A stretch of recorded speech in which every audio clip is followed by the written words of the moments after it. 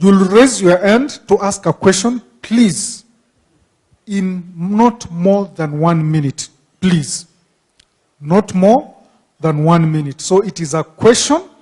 If it is a comment, please also restrict it to 1 minute. I've learned a lot, and I have to thank all the speakers for what they've shared with us. My question relates to Nairobi. Currently, we are at 3 million, and we're having our sustainability issues. So if we are going to go to 15 million, my question is, are we going to try to repair the broken system, or is the plan to start afresh somewhere else? Which is best? Thank you very much, speakers of today. The session has been very informative. And my question goes to I didn't get his name, the person who spoke on the county government. Yes. He talked about the county association fund is guarded, and that they have plans that they work with within a year. So can you be able to shed light on these items so that we can be able to know what are these things that they normally plan and work for? We are not aware. My name is David Kitake. Thank you to the presenters. I think you've done a good job.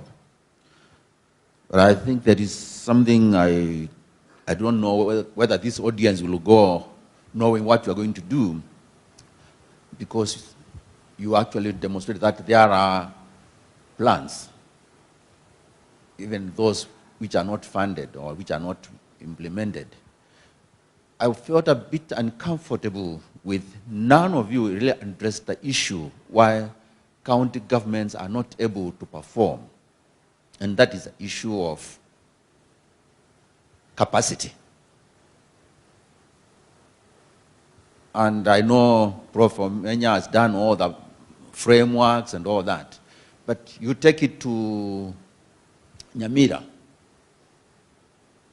Is there capacity? And the capacity is not money, not resources. We are talking of bodies who can understand what a CIDP. I've been to more than 10 counties attending those meetings. And you may find that only about very few people know what it is. Okay. Good morning. My name is Andrew Franklin. I heard today that you have no culture of planning. This is from the speaker from the Ministry of Lands. No culture of planning. 1948 master plan, 1959 plan, 1972 plan. I heard from the other speakers how they participated in other plans and SDGs and evaluations. So you have no culture of planning. I've been here for 36 years, in a variety of roles. You have no culture of doing. You have no culture of doing. End of story. Plans are everywhere, all the time. I thought I would suspend my disbelief and cynicism on the role of urban planning in sustainable urban life. To me, it seems like a self-evident proposition, but I find it appalling that what I heard today was climate change. What I heard today was can't just look at urban areas, we've got to look at rural areas, we've got to look at LAPSAT, we've got to look at the role of national government, devolution, more layers of government. I'll tell you this, when you have these massive fires, I can guarantee that the governors are not interested in hiring anyone to do safety and security assessments for each county. One size does not fit all. Every county is actually unique. But all I keep hearing about is this goal, that goal. But thank you for your time. Mimi ni Cornel Okumu from Bunge la Wazalendo. I'm staying in Mathare. Nasikia kama mwenye ameongea Miso ameongea juu ya hii kitabu. Hii kutoka 2016 huko Ecuador. Up to now tunataka kujua itafikiwa siku gani ile imeandikwa hapa, because mtoto kwa standard 1 next year ako standard 2 paka tafika secondary. Hii yetu ya kuchukua inasomwa, inakuwa mzuri, inakuwa kwa parliament, baadaye chini ya kitanda itatufikia sisi siku gani? Thank you very much. Thank you, sir. So we have those 5 questions. I don't know who we are going to start with. There was the first question about 3 million people in Nairobi. If the population goes to 15 million as predicted, is it in the next 10 or 20 years? What are we going to do? So who feels philanthropic enough to answer that question? I'll give my opinion, not necessarily what the city is doing. And from a sustainability point of view, it's very clear that this city can carry a lot more people. It's only that we are inefficient in the way we actually use land within the city. It will interest you that if you ask yourself, where are all these about 4 million people, where do they live physically on the ground? You will find that about 90% of the people who live in the city occupy just about 5% of the land within the city.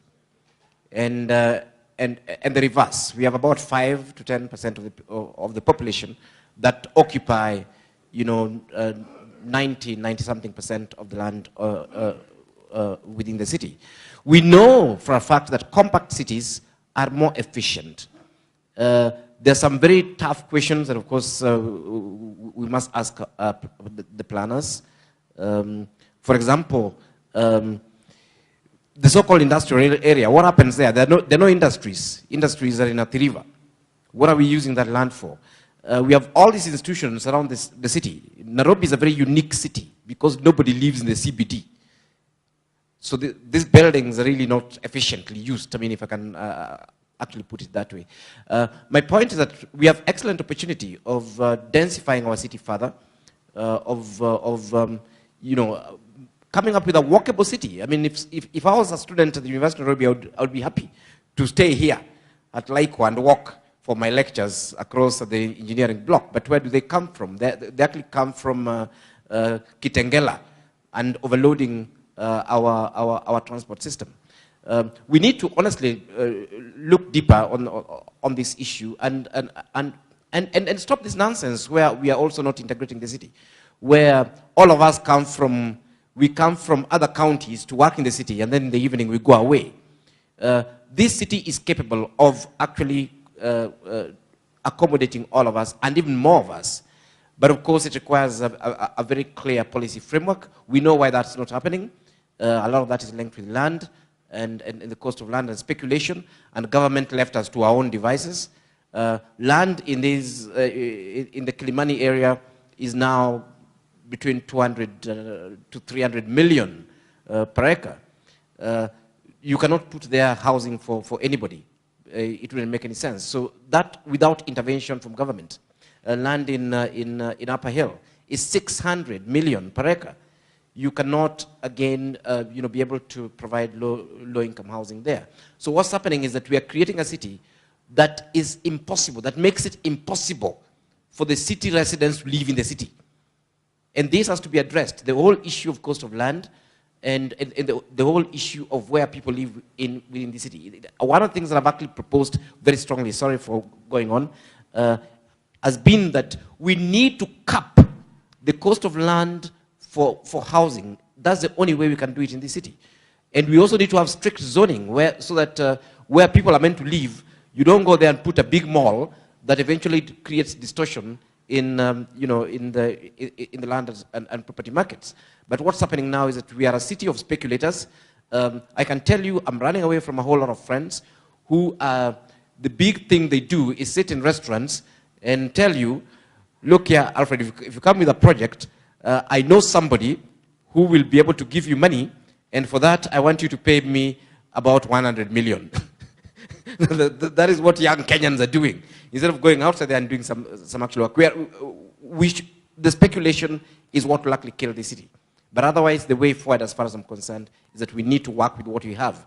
We should not keep sprawling into Kiambu and Kajiado and Kitengela and so on. We can consolidate and densify the city. Thank you. Thank you very much. Yeah, just a comment on that. When it comes to the 3 to 15 million, as Prof has said, it is true. We really need to, we have not used our space efficiently. Nairobi is very inefficient. Other towns are still even more inefficient. And, but this raises out the issue of the development control. Development control, because that is where we have gotten it wrong, because we are not even, the county governments have not effectively been able, because of capacity and so on, to effectively control development. So what we have is that urban areas or pseudo-urban areas are establishing themselves in the wrong places. Number two, even as we think of Nairobi, remember Nairobi is a city county. But around it are other city counties, which are constitutional and legal entities on their own. We cannot plan Nairobi without thinking of the rest. But one problem that we have is our census. The question we ask at census is, with all due respect, a bit misleading, because we ask the question, where were you on the census night? Now, the problem with that question is that if somebody is in Kiambu but comes here every day, he will say he's in Kiambu. Probably we need to move the Malaysian style, where we ask people a question as even where were you during the day, so that we are able to know the diurnal movements. I pity Senate, because Article 217 of the Constitution says that every 5 years, they shall determine the criteria of allocation of funds to counties. But how will the senator for Nairobi or the senator for Kiambu do that without that data? So one way out, and this is something that you people can put on, is let's ask a different questions next time. Because with that, and with the issue of georeferencing land parcels, which is going to take place, which has started taking place, it will be fairly easy to know where do people move. Therefore, you can, as Prof says, be able to contain those people by providing for them those services in that other area. So we have 2019, that's when the election, we are going to have a census. And if we get it right this time in terms of census, we shall be able to plan for that. So coming to what they were saying, when you are talking about Nairobi, we really have to think about the whole 15. Because wherever they are coming from, they also require the services. But to isolate, to me, the issue of isolating that population is even more critical. And that can only be done in a national census every 10 years. So that the day you want to do a metro train, you'll be able to know the capacity, because you know that along this corridor, the growth rate is this. Yeah, that's how I see it. Good. Thank you very much. I think also just to weigh in that question is that we all know that resources are never adequate. And as population rises, this is a rule of nature. The resources will never be adequate to solve our unending needs. And so probably we need to think now along the line of green revolution and the green economy, where we'll be able to adopt new innovations or new approaches of doing things that will make more efficient use of the finite available resources, but of course while taking consideration of the future generations. So I think that is a discourse that we must begin to hold, that the resources are finite, and as the population rises, therefore, how do we do our planning, and how do we come up with innovations or ways of doing things that will maximize the utilization of the available resources and give us more returns. I'll also look at the question about why, there was a question on how county funds, when I talked about guarded. What I meant here is that the policies, the County Government Act and the Public Finance Management Act is very clear that counties can only appropriate funds based on the activities and programs they've planned for in the county integrated development plans. So they cannot appropriate or bring on board programs that were not planned for. And I think Mr. Timothy actually explained it further when he said that it's a current gap in the national government. Whilst counties are required to appropriate funds based on their planning, at the national government, we still don't have that mechanism for holding the government accountable. Because now you can hold the county accountable based on what they are planned in the CIDP. That you plan to do this after 5 years. What have you done? How have you utilized the resources? And so that's what I meant, that at the national counties must appropriate funds based on what they have planned for as required by law in the CIDPs.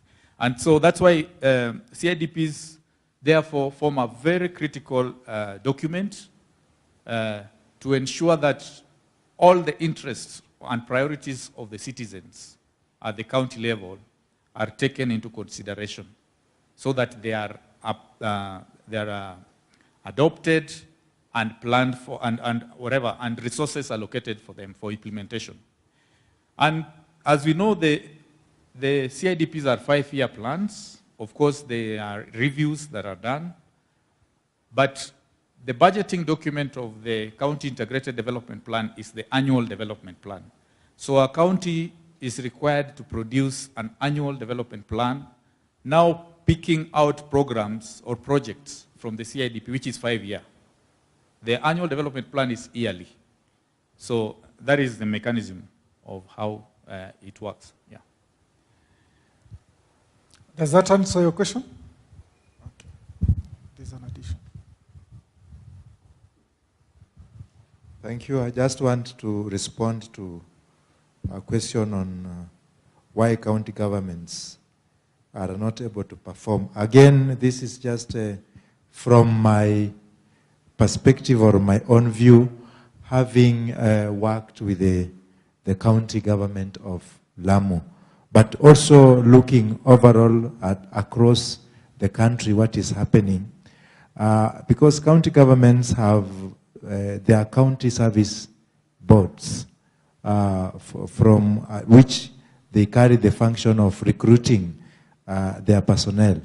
I think one thing that has been missed is in the old system was synchronizing this activity at the county service board and the public service, national public service, so that they borrow from there what is really has been done and what is done as the best practice. Because some of us were employed through the national public service system at the national level. And I think they have some kind of practices and ethos that are relevant from which the county public service boards can actually borrow from.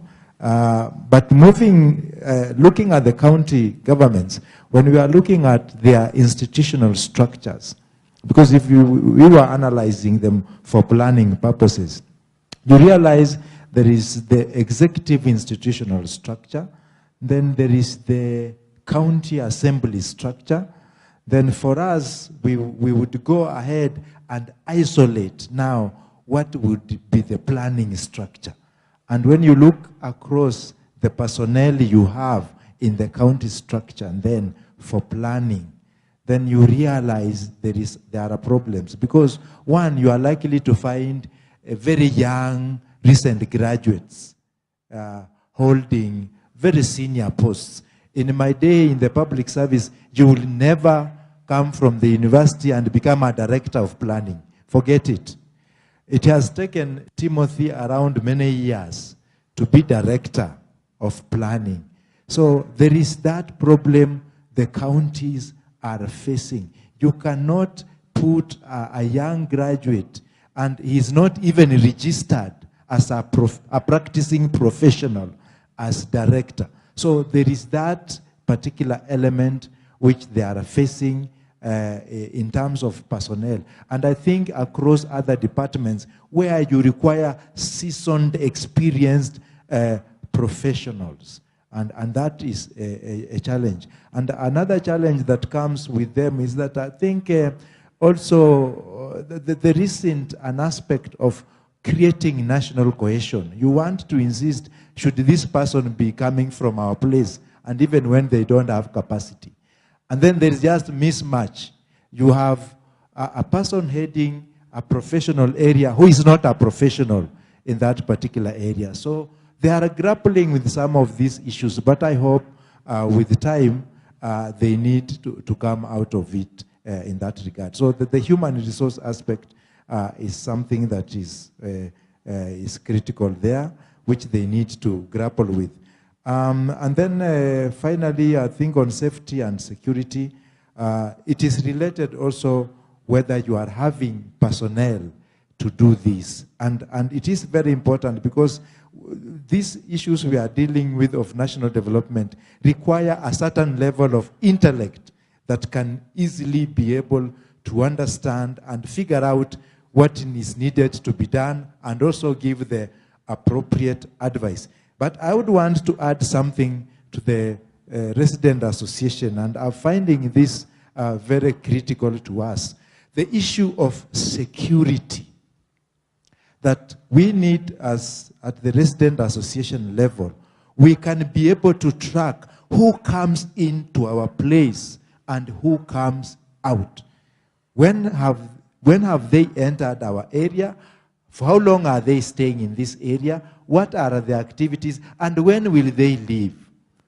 It is very important for us because as part of our sustainability, this aspect of security is very important, which we need to input into our systems, because even if we do that, then we can really avoid certain uncertainties or aspect of crime or even aspects of terror that really threaten the very efforts we are putting in place for sustainability. Thank you. Sorry, Thank you, sir. just a quick one relating to the doing. In fact, I really liked that input that we are actually we are very bad at doing. So how do we get this done? And again, the county space is, to me, is a specific space now that we must work with, because the projects that are being done are listed there in the annual development plan. And if citizens are properly organized, that's one thing that as EcoBuild we're trying to work on with the citizens, that in the first instance, how do you get your projects into this plan? And in the second instance, what can you actually do to track this, to ensure that the project is done? And then, of course, in case this is not done, what recourse do you actually have in terms of holding those, to implement these things to account? It's not that we don't have a lot of time, but there's some very good examples outside there where citizens have actually gone ahead to stop projects because they were not in the development plan. A case in Kilifi, an equivalent of Bunga la Wananchi actually went to court, and an entire program was stopped. But anyway, I just want to highlight that all is not lost. There's an opportunity, and as Kara and other organizations, we should actually wear that hat. That now we want to see a doing nation, where and we know what needs to be done. It is not the promise of the governor. It is actually a document that is outside there that somebody is meant to implement. And all we're meant to do is to say, okay, fine, why wasn't this done? Because it was planned and there was money for it. Is it that somebody is incompetent, or is it that somebody is frustrating the process? Thank you. Thank you very much. I think, Ken, you have a question to answer. Yes. Especially to that gentleman. Yeah, actually, there are two questions. I just also wanted to add my voice to the issue of capacity at the county level. And I think this is one area that the counties have been grappling with in terms of human resource. And as you might know, counties have been having a challenge in that they have been having 3 categories of employees. One, the employees that are seconded to the counties from the national government. Then we have the second category, or the employees that were inherited from the defunct local authorities. Then the third category is the category of the employees that have been employed by the governors. So there has been a program called the CAPS program, Capacity Rationalization Program.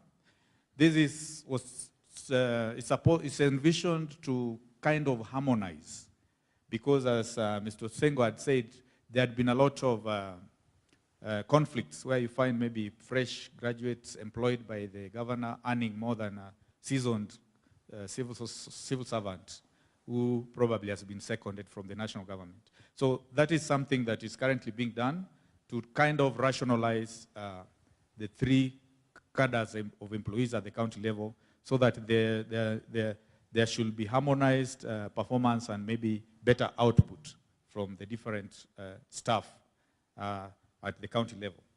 Then regarding the issue of the resolutions from the Quito, the book he just showed is the World Urban Forum that was held in Quito, the new urban order. And what the window we are looking at the moment to operationalize or to have counties implement much of those resolutions or agreements is through the urban boards and towns and city boards. And what the council has done at the moment is an advisory has been sent to all counties to fast track the process of establishing the county boards and the municipal boards and town committees, so that we are expecting that all counties will have these structures established by end of this financial year. That is the target that was sent in the advisory, so that they can roll out some of those programs, like the new urban order. Thank you. Good. Thank you. George Okonji. I'll be very brief. To the county governor, how many counties have so far formulated the CIDP, and how do you rate the pace of implementation? How many counties so far? We were told last time 13, and the process was on.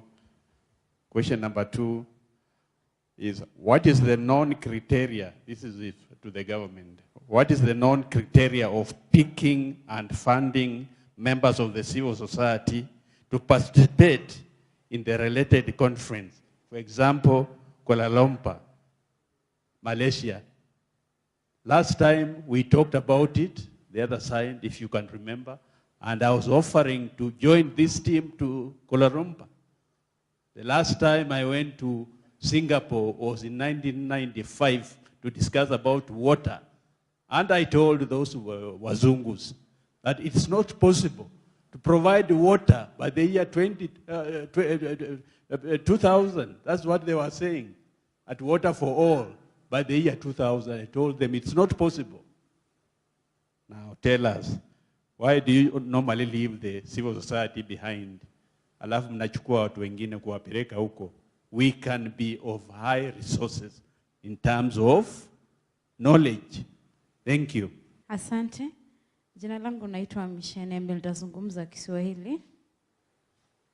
Nashukuru sana kwa wote waliofika na hasa wale ambao wametuongelesha. Naamini kwamba nchi hii ni kubwa na tuna nafasi ya kutosha kutumia kama wananchi na itutoshe wote.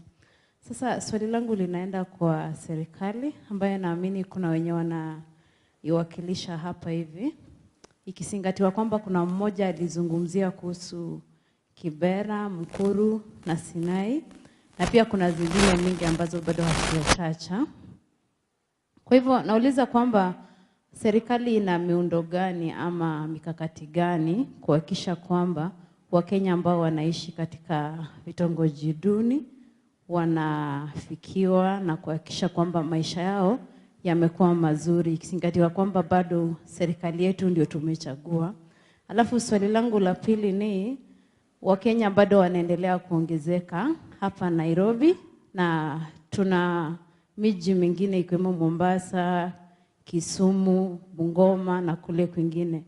Serikali kuu ina mikakati gani kuhakikisha kwamba Wakenya hao watabaki kule kwingine ili kuhakikisha kwamba Kenya si hapa Nairobi peke yake, Kenya iko kule kwingine, na wataendelea pia kukuza Kenya kule kwingine, kama ni kampuni zijengwe kule kwingine na watu wafanye kazi nje ya Nairobi ili hapa Nairobi tusikuwe na watu wengi jinsi vile tulivyo. Asante.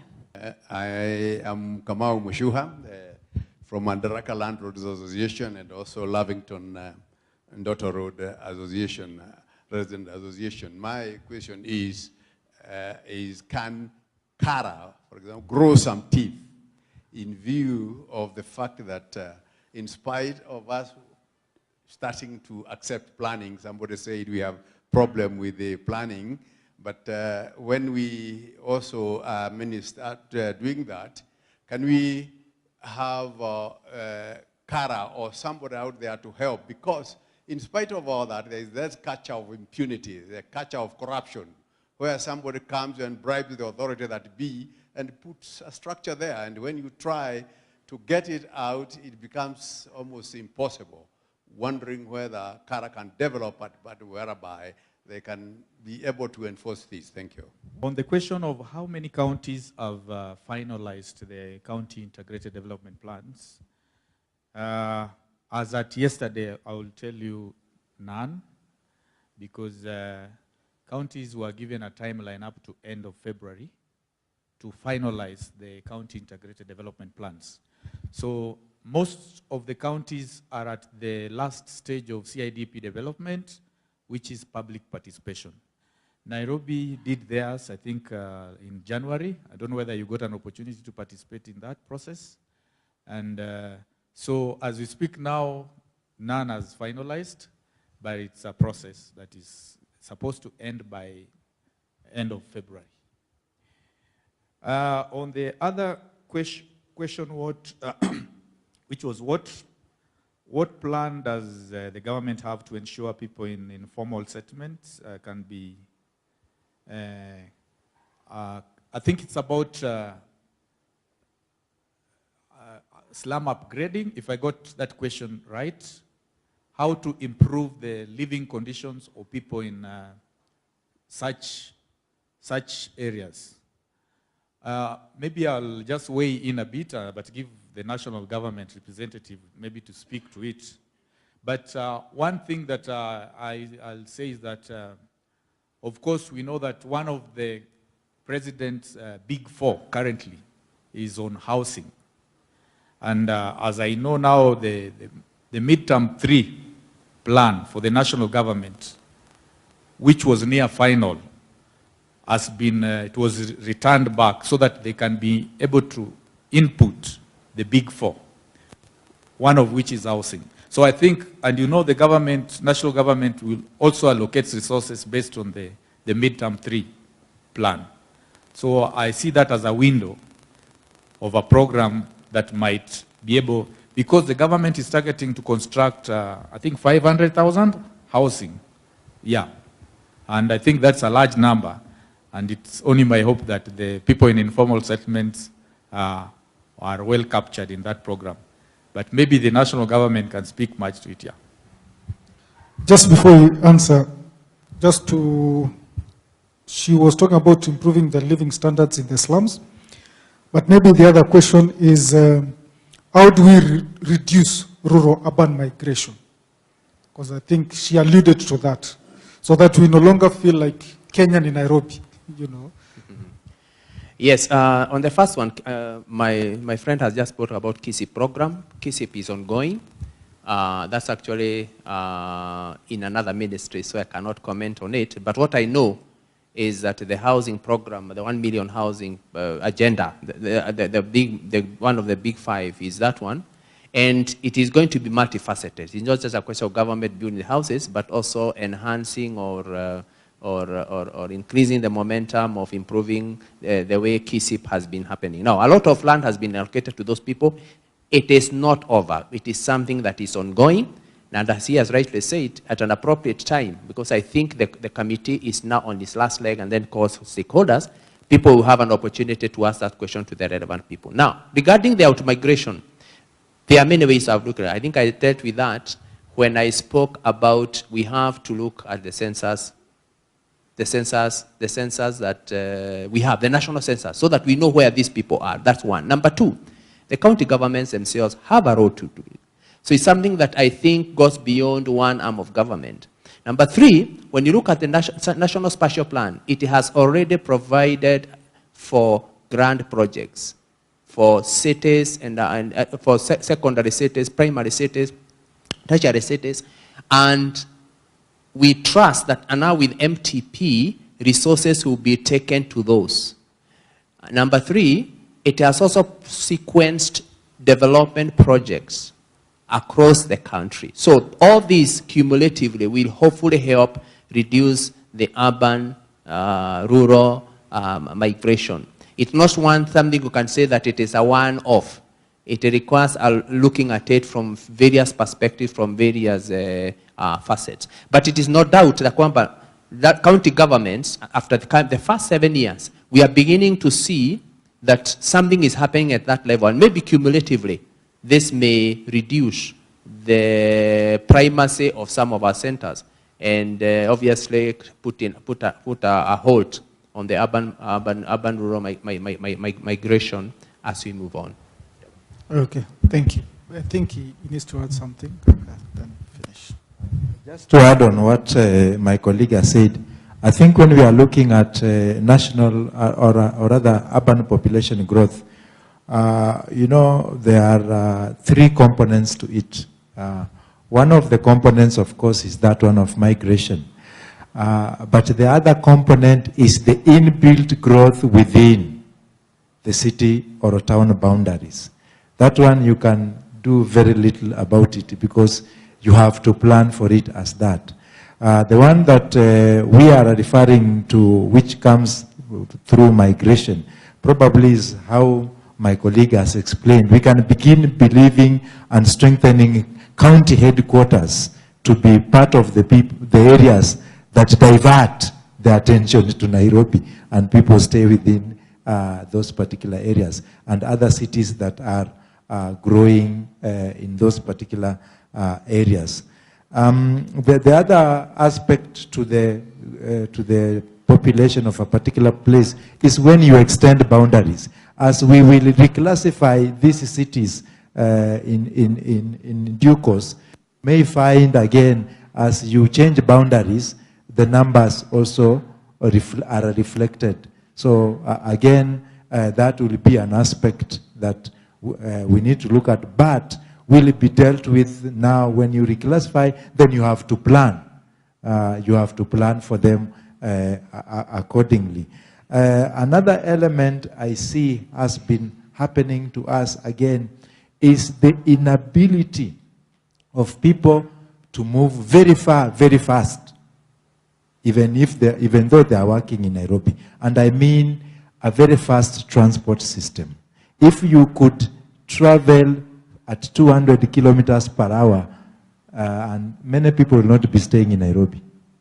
So one of the things that is constraining our concentration in Nairobi is our transportation system. If you have a very fast transport system, many of us would stay 200, 300 kilometers away from Nairobi. You come and work and you go. Thank you. Thank you very much. Thank you very much. Okay. My brief has come to an end. I thank Kara and the team for the opportunity to be your moderator today. Looking forward to the 61st one, whether I will be a moderator or not. Thank you. So maybe before I close, just very quickly on one or two issues. On the question about the criteria for identifying people who went to Malaysia, actually there's a National Habitat Committee that is housed at the Ministry of Housing. I'm answering you, Bana Okonji. I know there's a question that you asked. So there's a National Habitat Committee. We have members, Kara are members of that committee, and the whole process is handled by the Urban Development Department under the Ministry of Housing. So what happened is that the committee came up with the position paper for Kenya, and members of the committee were supposed to travel to Malaysia. One thing I know is that the government only catered for a few of its staff or a few of its officers. But most people who are there found their own resources to get there. Because what was said that if you want to go there, you have to mobilize your own resources to be able to go to Malaysia. So those people who are there, most of them have not been paid for by the government. They've actually been able to get their own resources to travel to. It was an open meeting. Even if you had tickets to go there, you are free to go there and participate. Having said that, ladies and gentlemen, allow me to thank our panelists who have been here since morning and have shared with us a lot of information and have shared with us the presentation that they had, which I believe has been very useful for the people who came for this particular forum. So thank you very much, our panelists, and we'll continue engaging. I also want to thank all of you for your patience and for being here up to past the time you had agreed. We were supposed to leave at 11:30, but we started late, and we've tried catching up with time. So I know we are about 1 hour behind schedule. But I think it is for a good cause, for a good reason, and I think that our stay here was worth it, and we are able to go and really share even what we've learned with other people.